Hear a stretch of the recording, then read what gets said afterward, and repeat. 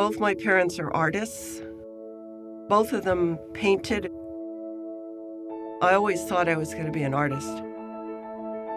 Physicist and engineer Cherry Murray still paints as a hobby, but her real artistry is at the nano level of physics.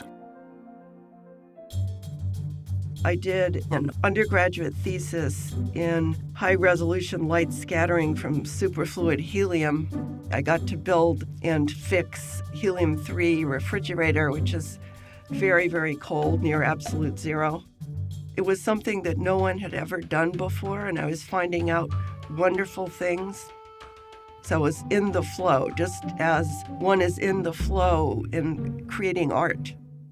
Light scattering research carried her through graduate school and on to the legendary Bell Labs, where she rose to leadership roles in research and development. The tweezers have 2 strands of DNA that are arms and a hinge. The researchers add another strand of DNA and it closes.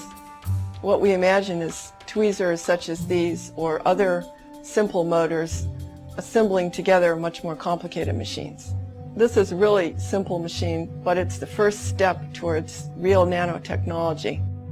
That's what got me more and more interested in engineering, because I like building things and I like solving problems. Murray later directed strategic planning for science and technology at Lawrence Livermore Laboratories, further developing her iconic multidisciplinary approach to problem solving, an approach she has brought to STEM education at undergraduate and graduate levels at Harvard.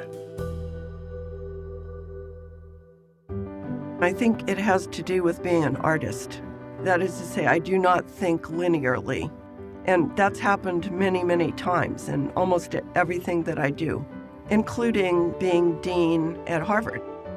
A convergence of creativity and the ability to see across disciplines paints a picture of new solutions for the problems of our time.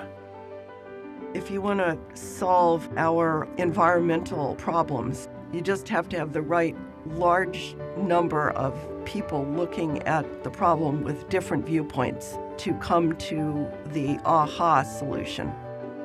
Diversity of thought and diversity of techniques of solving problems is really important.